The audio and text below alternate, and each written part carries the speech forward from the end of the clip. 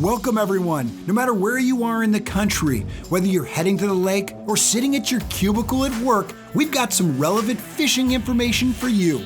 With Travis Moran from Bass Tackle X and Johnny Schultz from Fish the Moment YouTube channel.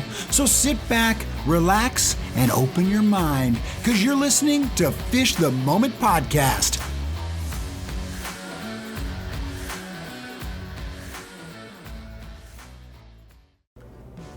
What is up, guys? This episode of Fish the Moment Podcast is brought to you by Sticks Fishing, the first complete set of bass rods designed to fish all lures and techniques.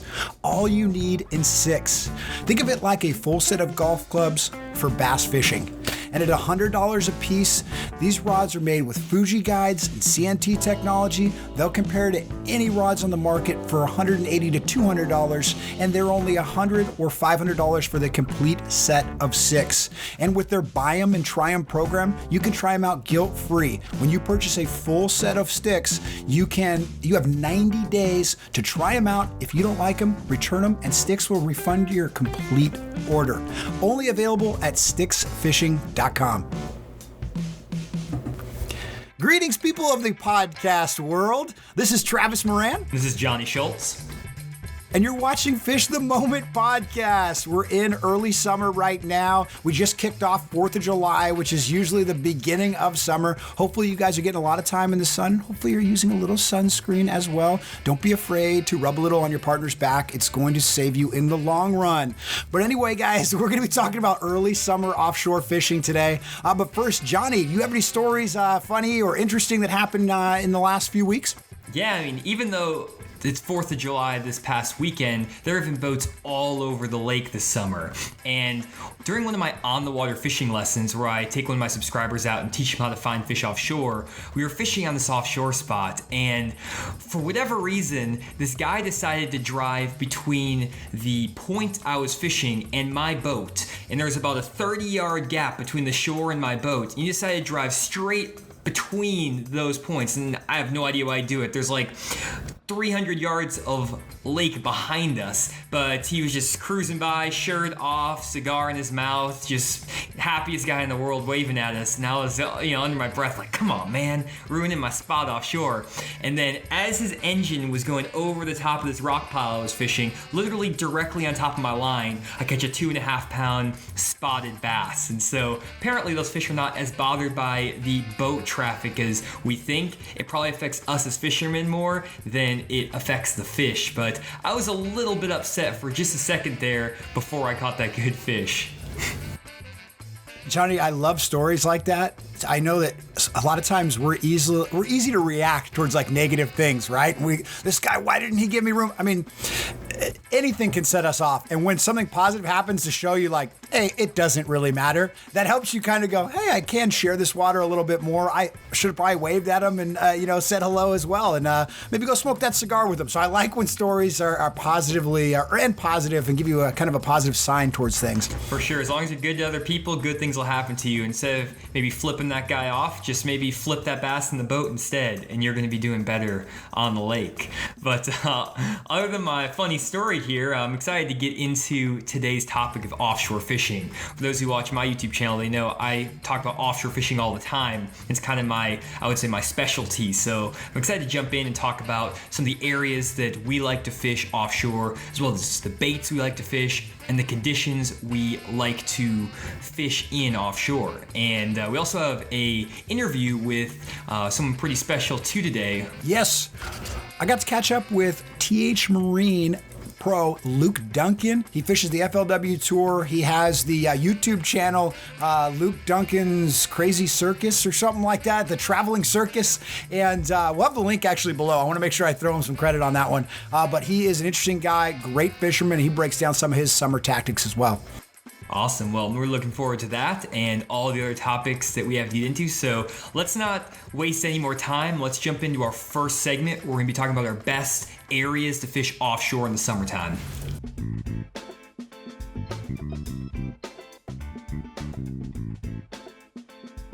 Okay, Travis, so for our first segment today, we're going to be talking about our best areas to fish offshore.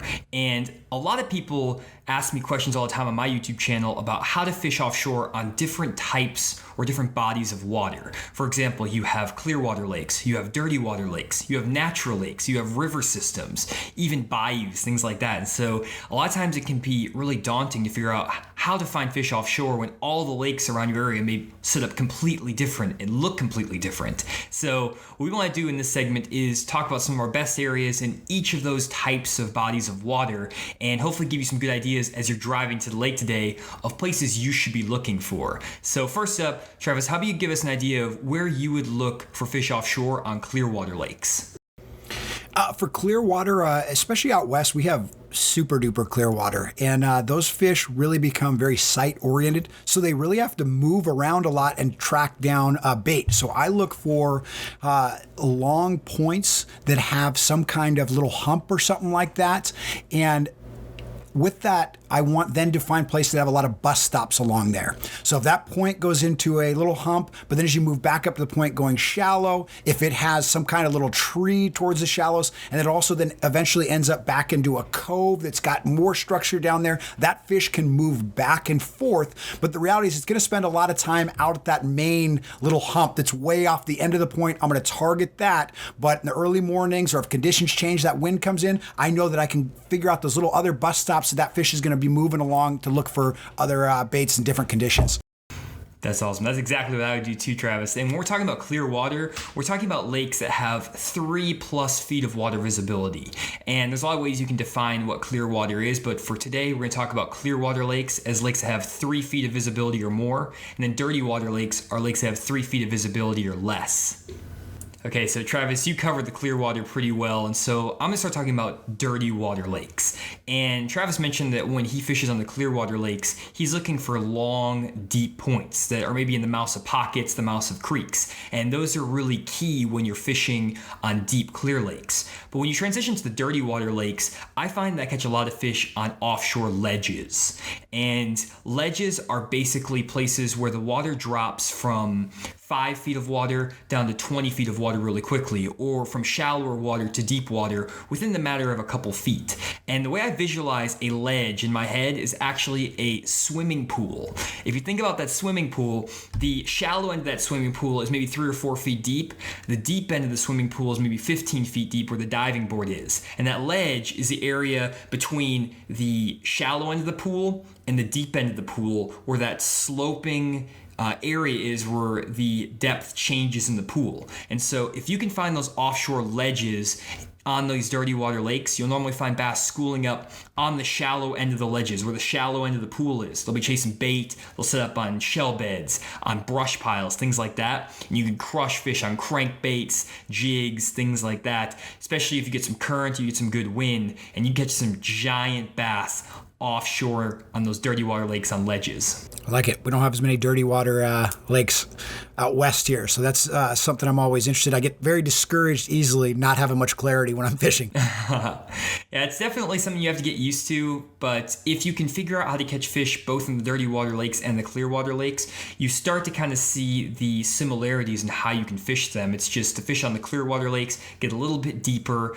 than the fish on the shallow, dirty water lakes. And so I would say if you're fishing on those deep, clear lakes in the summertime, looking anywhere from 15 to 30 feet of water. And if you're fishing the dirty water lakes, maybe fish anywhere from 6 to about 20 feet of water. And if you're staying in those depth ranges, it makes it a little bit easier to find those fish. All right, Johnny, next up is natural lakes. We have a handful of those out west, and what I really like to look for is some old creek channels. The north and south end, you'll usually find some kind of old creek channel that will give you the ledges, which you've talked about in the dirty water conditions, or just any kind of old ledges that you have somewhere in the lake that was created when the water was low or something that was happening. Anytime you have a couple feet difference, that's a ledge. And if you have that in that, anywhere from 6 foot to 14 foot range, you're going to have fish that are using that for some reason.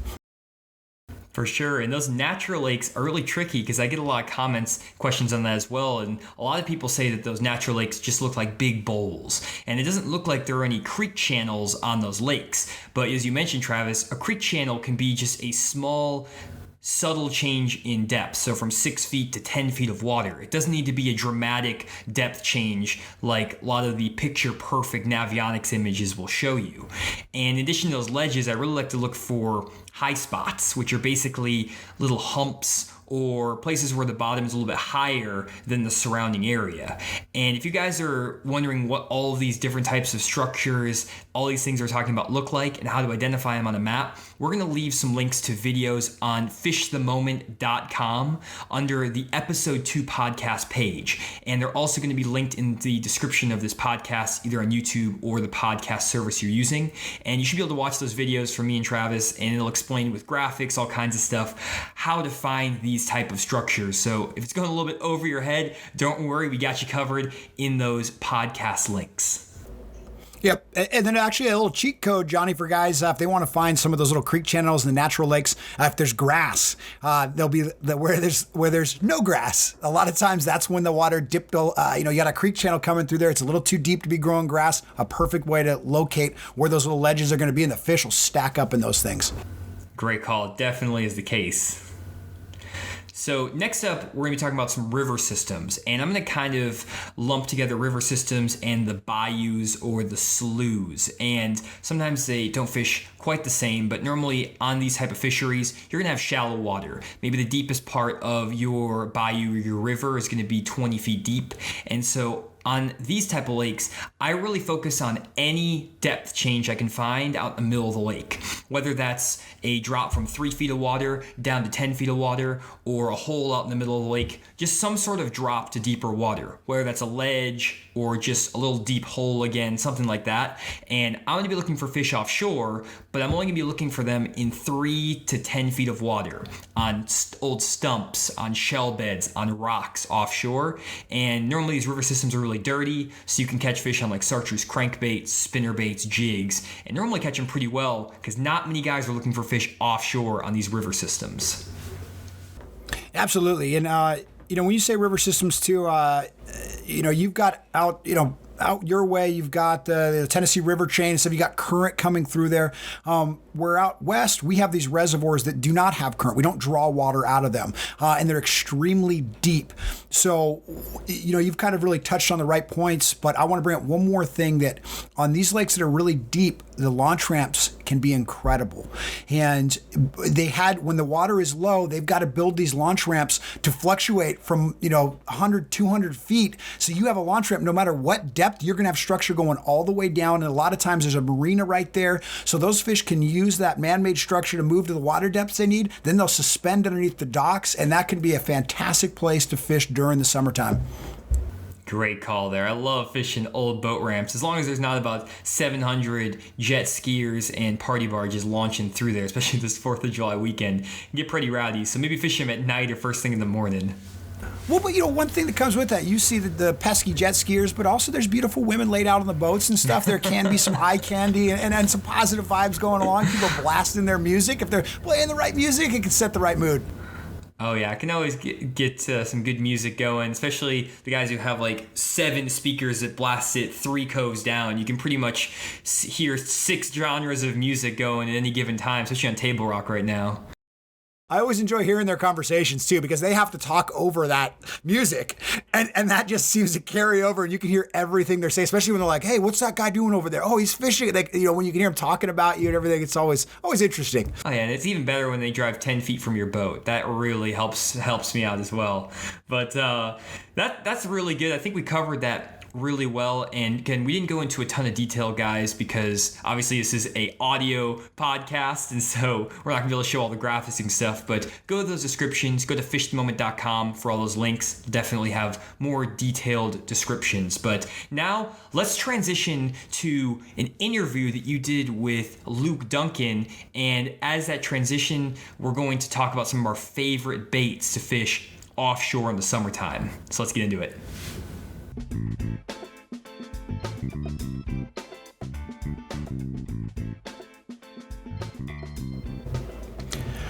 All right, Johnny, I'll kick this off. I'm going to throw one out there. It's been kind of my secret, and it may not be that much of a secret, but the Zoom Green Pumpkin Finesse Worm.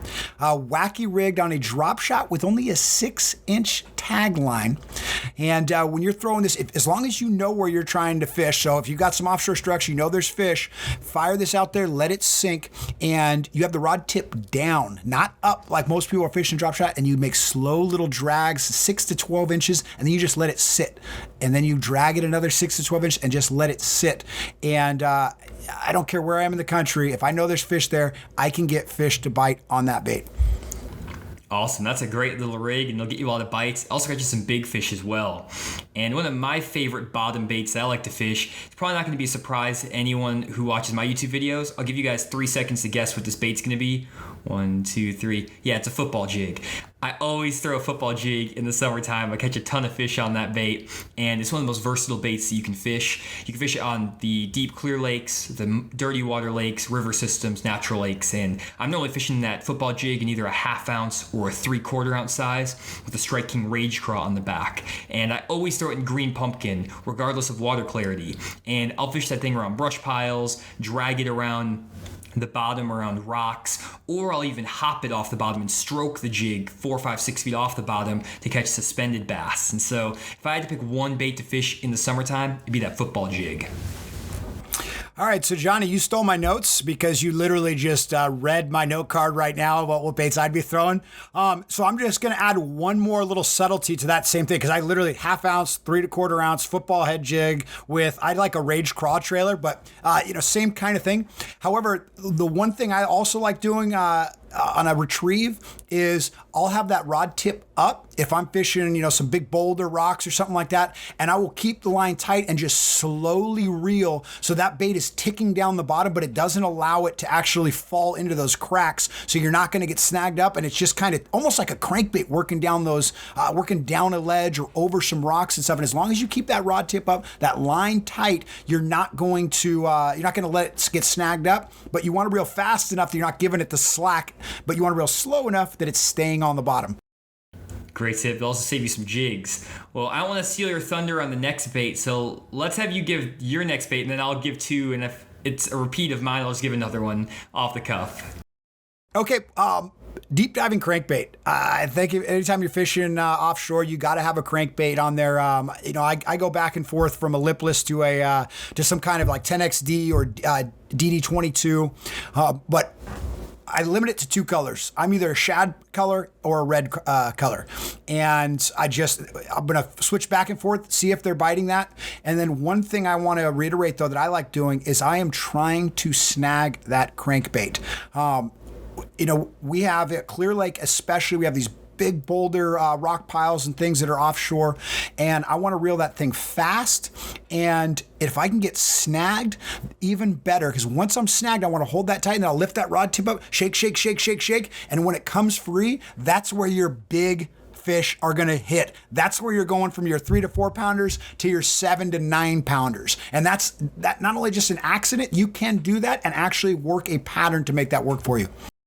Awesome. That was going to be my third bait, so I'm glad I let you go first. But that deep diving crankbait is money this time of year. And same thing, fishing it in down brush piles, especially getting it in those brush piles, digging it through there. It's a little bit scary to throw that treble hook bait through the rocks and the brush, but if you can learn to kind of worm it through those brush piles, catch some giant fish.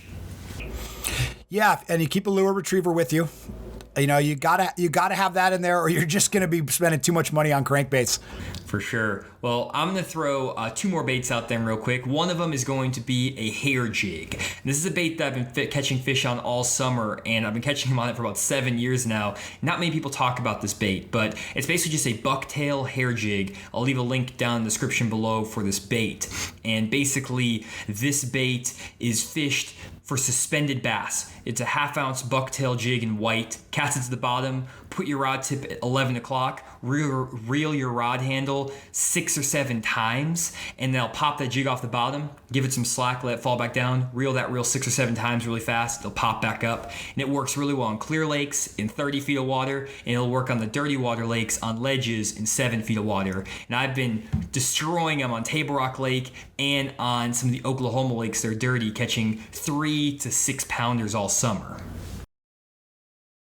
I'm going to try that. I've never thrown the hair jig, and you just broke that down pretty. I feel confident enough that I can go catch one right now on it. Oh yeah, it's such a good bait, and like very few people throw it, even though a lot of people know about it. And then last bait, we'll probably go a little bit over on this segment. Last one's gonna be a swim bait. So if you guys do have some suspended bass around deep trees, brush piles, things like that, just reel a swim bait over the top of those fish. Count it down to the depth you want it. Reel it in slow. I throw like a Kitech 3.8-inch swim bait on Clearwater lakes, and then a 5.5-inch Striking Shadlicious paddle tail swim bait on the Dirty Water lakes, and you'll catch some giants on that bait as well.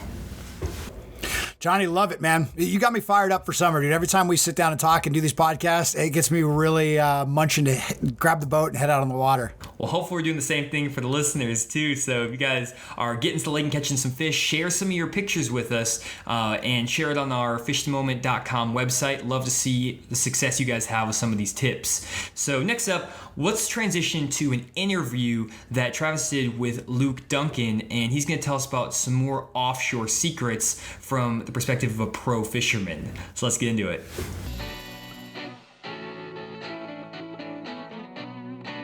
Luke, we just had a fantastic time getting to cover here at the Polaris FLW Studios the 2019 TH Marine BFL All-American. Awesome. What a great event that was. Yes, it was. But we appreciate you sticking around, and we're going to switch gears a little bit and now address our Fish the Moment podcast listeners and talk about summer warm water fishing. Love it. I hate the cold. Yeah, don't we all? Flip-flop, board Yes. shorts, and big smiles. Yes. Lots of ice in the ice chest. Yes. But now let's talk about what you're looking for. What comes to mind when you think summertime fishing? If I were to blindfold you and just boot you out at a random lake, what's the first thing you're going to look for? Well, I grew up on the Tennessee River, so we fish a lot of deep water, a lot of drop-off. So in the summertime, no matter what lake I'm on, I'm looking for offshore targets, offshore cover, that being a drop-off, that may be points, brush piles, but something in a little deeper the water, deeper than 10 feet. But I'm going to use my electronics to ride around and find which pieces of structure have bait fish and fish. So this time of year, you can truly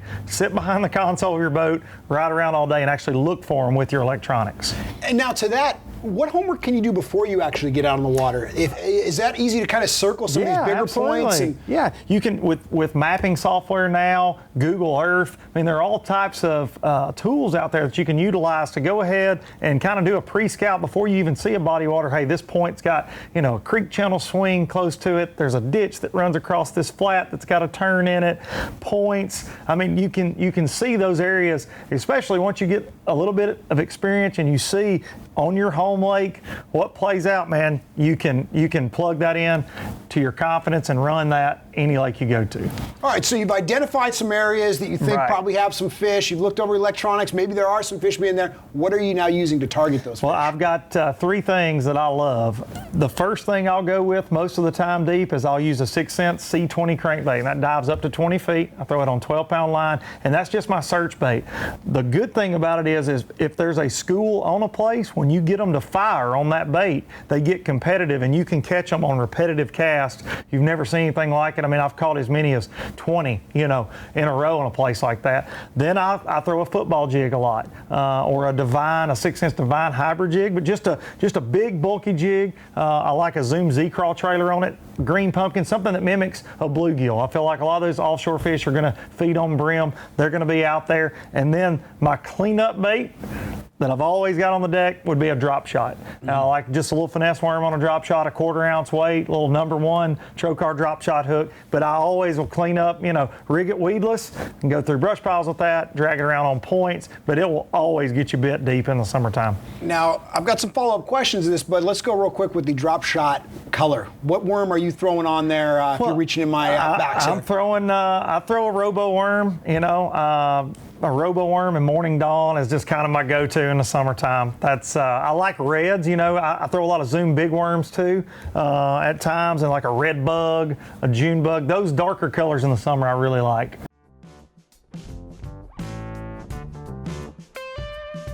All right, some great info out of Luke so far, and don't worry, we've got plenty more and just around the corner from Luke Dunkin. But first, Jonny, let's talk about Tourney X, one of our new sponsors to the show. And this is going to be fun because this is also for our viewers to participate as well. Tourney X is a new app that you and I can be on different sides of the country, but we can still fish a tournament because there is an identifier code that Tourney X gives you and I on the day we decide to start it or the month we decide to start it. We take pictures of our fish, and once the tournament is over, it will do all the culling, the sizes for us, and it'll let us know who won.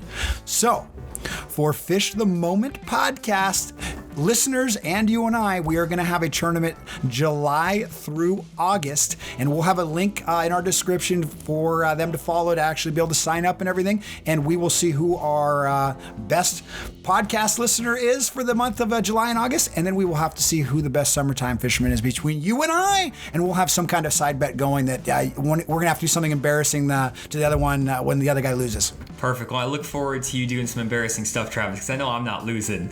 But we will hopefully have some prizes, too, for some of the guys who try out the app and maybe the top winners of our tournament. But I love tournament fishing, and this is kind of a less stressful way of doing it. And so I'm really looking forward to trying out this app. And we'll be talking about this app more and more as we learn more of the functionality and start using it. And hopefully you guys can start using it with your friends as well to have a blast out in the water. Absolutely. Tourney X, go check it out, guys. But why don't we get back to Luke Dunkin and hear some more info from Luke Dunkin and his traveling circus. Let's go for it.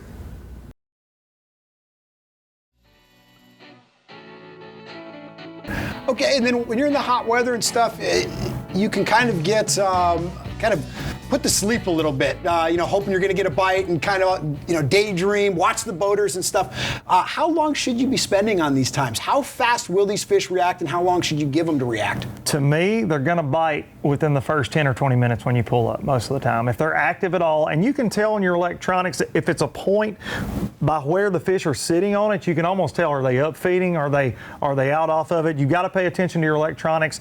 Sometimes if they're way out, you start seeing them suspended, they're not going to feed on a point or on a brush pile if they're out away from it. When they move to that cover, most of the time they're going to feed. I'm not going to give it a lot of time because I feel like the bigger, more aggressive feeding fish are going to bite first, so I won't spend more than 20 minutes and then I'll roll on. Nice. Okay, now the summertime, we think of hot weather, but what other conditions are you looking for this time of the year? Wind-wise, time of day, cloud cover, what are the other factors you really like? I really love fishing daylight to dark this time of year. It's one of the amazing parts about the summer is you've got these really long days, but I would say current. If you're on a lake, and again, growing up on the Tennessee River, everything is current related, but that can not only mean power generated current from a dam, it can also mean wind current. But I think current positions fish on these points, offshore drop-offs, it'll position that bait fish, but current is huge, especially the hotter it gets in the summer, that moving water, it's got more oxygen in it, and the fish will gravitate towards that. Now, when you say current, a lot of people, including myself for a long time, were thinking just actual current, pulling right. that river current. That wind, how much does that wind really affect these deeper fish? Oh, it will. Especially if you get a good windy day, it can definitely position them. The worst condition for me in the summertime is dead, still, slick, calm, that middle of the day. If I was to not be fishing deep, that early morning bite and late afternoon bite's fun for top water around the bank, but those deep fish, they will bite all day, but man, if it's dead, slick, calm, they'll pull out, suspend. They need something to put the bait fish up there where they're feeding. Sure. Well, it gets me excited. It gets my mind working a little bit right now about my home bodies of water, a Clear Lake. I'm actually thinking about. We got a lot of offshore rock piles that I'd like to throw that 6 cents crankbait over. Now, your title sponsor, TH Marine. Yes, sir. You guys have you got a lot of little gadgets and gizmos for the boat. Why don't you give us one product that you would recommend to help us actually catch some fish in the summer? Hydrowave. The Hydrowave, it's actually recorded fish sounds. It sounds a little crazy, but it makes bait fish sounds, fish feeding, and fish, like I said on the crankbait earlier, when you trigger those fish, you ignite that school, they get really competitive, okay? Well, what the Hydrowave does is it takes sounds of actual fish feeding and it preys on their predatory instinct to chase something down. So it's got a speaker mounted on your trolling motor, you got 16 different sounds you can go through. If you're fishing shallow in the summer, it's got a brim bed pattern, but that thing, when you get a school fired up, it will keep them fired up for a little bit longer. Fantastic. Well, Luke, we really appreciate you stepping in for our podcast and giving some of your advice, and good luck the rest of the season on the tour, man. I appreciate it. Thanks for having me. All right, good. Podcast done. Luke, you're the man. Now, Thank you. Now we got one other one. Okay. Now I want to throw on a BTX video. I'm using Luke to I like it. all my social Heck media. yes. Here. Okay, so I'm all in, buddy. and actually, Perry, is there any way we can do 2 cameras on this one? Yeah. Okay, for this one, this is going to be X-Tech. Okay. And I'm going to need 3 gadgets from TH Marine Okay. about what can, just 3 things that can help people with their fishing. 2 that can be anything from the boat or whatever, but 1 Okay. that's especially for kayakers.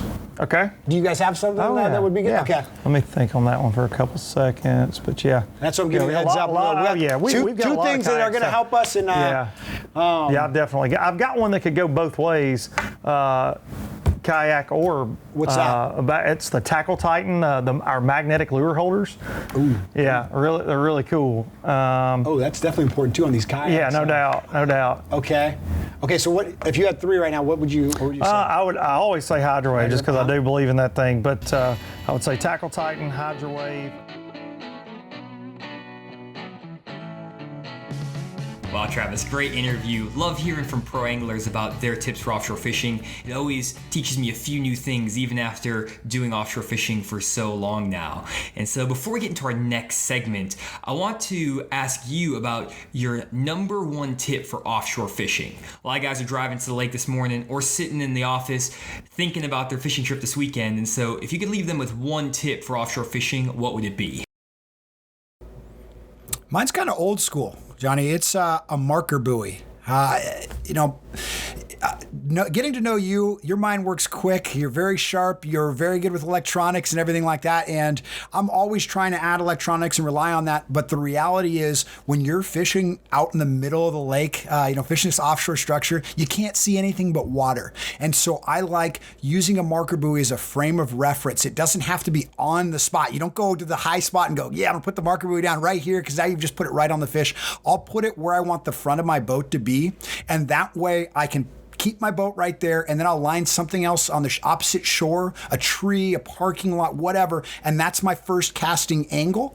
And then I can slowly work it to the right, work it to the left, and when I get a bite, I'll match something up on that shoreline. I know my exact angle, and I can keep hitting it over and over again. And in the summertime, we've got boat traffic. It's hot. It can be frustrating out there. And so having some kind of frame of reference can really keep you in the moment, fishing in that moment and concentrating, and where you can easily get discouraged.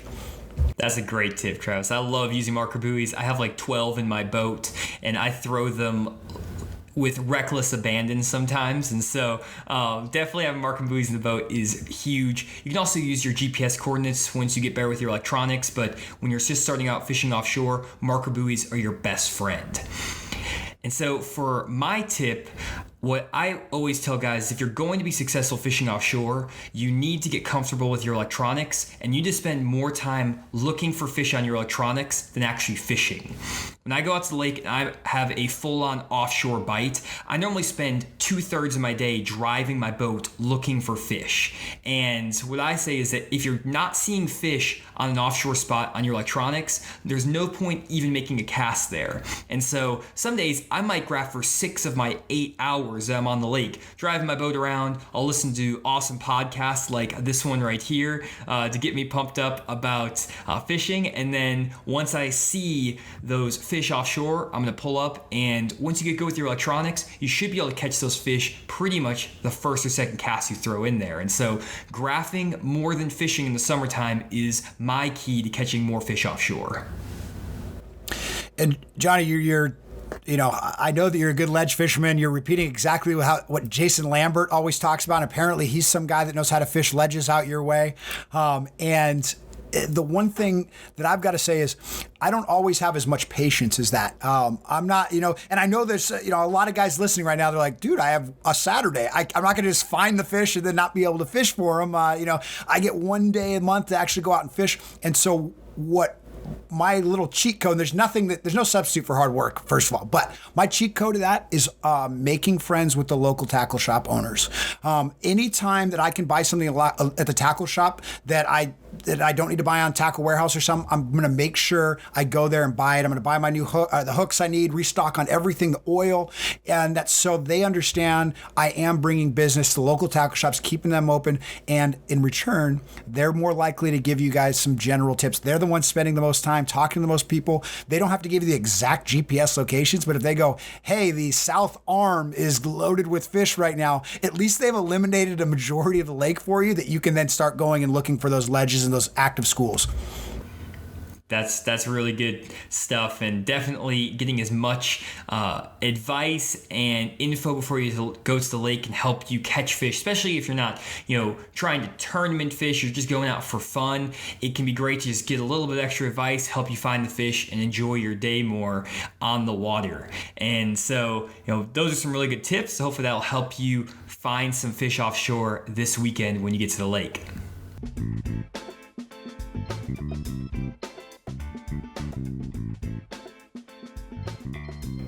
Johnny, when we think about summer, we think about hot weather, just those steaming, humid, sweat dripping down that's getting the sunscreen into your eyeballs and everything like that, which can, be a little tough to fish. But changing conditions do happen, and it changes the fish in ways. And so we've got to be able to adapt. One of the first things that comes every single day, the changing conditions, is the morning and evening. That can be your best times to actually locate fish as well. I know that in the summertime, I try to cover as much water during these times so that I can find an active school. And then once that sun comes up and it starts getting hot and nasty, I'll circle back around to where I got in a little bit of a flurry and slow down with those drop shots I'm talking about, the jigs, that kind of stuff on productive water. Yeah, that's exactly what I do too, Travis. A lot of times in the mornings, the bass will move up on top of the ledges, the points, get into the shallower water. And what I find a lot of times in the mornings and at night is the bass will roam a lot more. They don't set up on a specific spot. And so fishing baits like a deep diving crankbait, a swim bait, or that hair jig can help you cover more water. And again, those fish are just kind of going to be chasing bait fish up on top of ledges or points. And they're not going to be set up on a specific spot. But then once the sun starts coming up in the middle of the day, those fish will kind of move to places where they can find shade, like a brush pile, a rock pile, specific targets. And so once the sun comes up, start fishing the shady brush piles offshore, the shady deep trees, things like that. And you're gonna be able to find those fish concentrated and throw those baits that Travis was talking about. Like it. And then, cloudy cover. I know that for me, it's kind of the same thing as that morning, evening. It's low light conditions. Those fish will start roaming a little bit more. They'll be a little bit more active. And it's actually it's more fun to fish in summertime when there's a little cloud cover. For sure. Yeah, that cloud cover is really nice, especially if you can get some wind with it as well. Sometimes when the clouds come out, it can actually be a little bit tough to find those fish because they'll roam more when there's no wind. But most of the time, clouds come with some wind, and that gets the fish really active. Again, puts them up on top of the ledges, on top of the drops, and you can fish moving baits and normally catch a ton of fish. And so other than the sunny and the cloudy conditions, you're also going to be dealing with pre-front and post-front conditions. And sometimes those post-front conditions can be great in the summertime because you'll deal with a little bit cooler weather. You might get some 70-degree temperatures, which is great. In the winter, it sucks when it's 50 degrees and drops to 20 degrees. But in the summer, it's great when you hit a 70-degree day. And I find a lot of times that these frontal conditions can kind of mess with the fish a little bit. It will get them a little bit less active. But two things I do when I'm dealing with frontal conditions is right before the front, those fish are going to be really active, and I actually fish, again, the tops of ledges, fish reaction baits, things like that. And then once that post-front conditions come through and that rain goes through, the clouds go through, and it's bright and sunny, I go straight to the thickest cover I can find offshore. Again, the brush piles, thick grass is always really good offshore, and any sort of shady cover is where I go. Mm-hmm. I like that. Once again, those pre-front conditions, find those fish. Figure out where they are. They're going to show themselves. If you're not getting bit, keep moving because there is some active fish going on. You're just not around them yet. And then those post conditions, finding that thick cover, Also, they're just going to hold tighter to structure. So that's once again where that little drop shot with that small little tag end, you can move that bait real slow. You know you're in a productive area because you found those active fish before the front rolled in, and you can really spend that time to get those fish to actually bite. Awesome. Yeah. And then last condition that you might be facing is current. And I know, Travis, on your lakes, there's not as much current, but over here in Arkansas and kind of Tennessee area, you get a lot of current on the Arkansas River, the Tennessee River, and then a lot of fisheries up north. You have the Potomac River, you have tidal fisheries, things like that. And that current can be your best friend when fishing offshore. A lot of times my rule of thumb is if you can check the dam generation on your lake, where if there's like a dam where current actually is being pulled through by a man-made dam, if you can find times when the current is running over 30,000 cubic feet per second, that's the magic number for the fish to feed like crazy offshore. If that water going through the bottom or the top of your dam is going more than 30,000 cubic feet per second, those fish are going to be crushing on tops of ledges, points, literally anywhere. And I'm always going to be throwing a crankbait in that situation, catching big summer largemouth. Yep. Anytime you have current, you have a little cooler water. We have that California Delta. They got that moving water. Those fish are going to be more active in there. It just brings more life. It's not that stagnant, hot water, and that can always promote activity. Yep. And then when the current stops running, that actually can be a little bit tricky, because sometimes those fish that are on the main river, on the main places where the current's running the strongest, those fish get a little bit messed up because they're so used to feeding during that current, they may not feed at all when you have no current. And so what I do is, instead of trying to fish out on the main river and make those fish bite, I'll go back into the creeks, and I'll go back into creek arms, into backwaters, places like that, where the current isn't normally as strong, and those fish will bite a lot more like lake fish than a current-related fish. And so just go back in the backwaters when there's no current, go to the main river where the current's flowing when there is current, and you're going to be on fish all summer long. Johnny, that's a great tip. You don't always have to play the current game. Find the ones that aren't participating in the current fishery, the ones that are in the back, and those ones you can actually get biting again. It's great advice. Just don't try to feed a fish that doesn't want to eat. Go find some that actually do want to eat. For sure. Well, awesome. Well, I think that wraps up that segment pretty nicely. And so now we pretty much going to wrap everything up and close the show.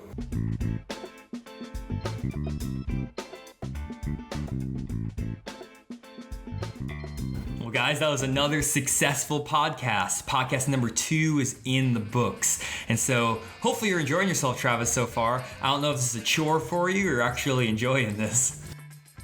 Well, I just left my 9-month-old child tied up in the other room so we could do this. So obviously I'm enjoying it. So I have some peace and quiet, get to talk fishing, and hopefully he's okay in there. Let's hope. Fingers crossed. I'm sure it's all good. But, today we had some really good topics that we covered, and we talked about a lot of different stuff. But if we kind of distill it down to some of the key points, a couple of things that we talked about consistently is whenever you have those low light conditions or conditions that are conducive for the fish to bite, like the wind, the cloud cover, things like that, early morning conditions, you want to be fishing reaction baits, crankbaits, swim baits, hair jigs, things like that. That's going to really get you a lot more bites. And then once that sun comes out, or when you're facing post-front conditions, go to the thickest cover you can find and fish worms and bottom baits, and that's going to put a lot more fish in the boat for you. And then the other thing we really talked about is also just trying a lot of different areas, graphing a lot, and keeping an open mind when you're fishing out there. You may have to move with the fish based on the conditions and the time of day, things like that. So again, remember to fish the moment when you're out there on the lake, and you're going to put more fish in the boat offshore. Love it, dude. Once again, you got me pumped up to fish the summer. I do also have to clarify, my child is not tied up in the other room. He's not tied up in the other room by himself. I tied my wife up in there too and told them to be quiet so I can talk to Johnny and knock out another Fish the Moment podcast. But they'll be the first ones to get to listen to this, so that's the upside they're paying for that. Or that's premium access right there. That's the subscription model right there. We'll see where that goes. But all right, Johnny, we've got another good episode coming up that I'm excited about. On the next one, we're going to be doing how do you catch big summer bass. There are some little adjustments you can make, and it's not all about small summertime fish. There are some big fish that still got to eat too, and there are some ways to really target those as well. Yeah, I'm excited to talk about that. There's a lot of times you can go and catch a lot of small spotted bass, some small largemouth offshore, but if you can find a few areas offshore and also up shallow, you can go catch some big largemouth and big spotted bass, and you can actually target them with specific lures in specific areas. So I'm really excited to talk about that next week. Absolutely, Johnny. Well, Travis, this has been a great episode. I want to thank Luke Dunkin for doing an interview with us today. I'd like to thank our sponsors, Sticks and Tourney X. And if you guys do want to check out either of the sponsors, or if you want to find links to any of the topics that we talked about and find more information about the techniques, the areas, and the baits that we discussed, go to fishthemoment.com and then go to the podcast page. This is episode 2, and we'll have all kinds of links to articles, videos, links to Tackle Warehouse with all these baits, and everything you'll need to start to be successful offshore fishing. And you can also find the Tourney X link there if you want to start signing up for these fishing tournaments with us, and you can try to see if you can beat me and Travis with your summer bags of fish. And so we're looking forward to that. Got anything else before we close it out, Travis? I got to go start making my game plan, how to beat you on Tourney X. And I hope we don't get beat too bad by the users, right? I mean, you and I better not just be dead last and second to dead last on this. I'm sure we will. Somehow, we're going to go up against guys who fish 6 days a week, and they, are on private, lakes where they catch 10-pounders every cast. So I'm sure something like that will happen. But either way, it'll be fun, and I'm excited to start interacting with some of the podcast guys. And if you've watched all the way to the end of this podcast, and you even like these first 2 episodes, 2 things you can do to really help us out is first, subscribe to the podcast. The more subscribers we have, the better our podcast will look to potential sponsors, and the higher it'll be on recommended podcast lists. And also leave a review of our podcast in any of the podcast apps that you're using, or maybe even on YouTube. Just leave a comment down below. If you can leave a comment or leave a review, again, it really helps us out and shows people that our podcast is actually pretty good. It's not, just 2 random guys talking about fishing, or maybe it is, but anyways, maybe we're talking about interesting fishing topics, if anything. I like it. Thank you, everyone, for joining us. And once again, this is Travis. This is Johnny. And you've just watched Fish the Moment podcast. See y'all next week. Thanks again for listening to the Fish the Moment podcast. If you enjoyed and you want more content from me and Travis, go to fishthemoment.com. On fishthemoment.com, you'll find a podcast page where we'll put links to all kinds of videos, articles, and other great content related to the stuff we talked about in today's podcast. The music in this episode was Strout Boogie by Strut Funk, Stalling by Topher Moore, Chess Pieces by Silent Partner, and Funk Game Loop by Kevin McLeod. This podcast was produced, recorded, and edited by Johnny Schultz and Travis Moran. Thanks again for watching, and we'll see you guys in the next episode.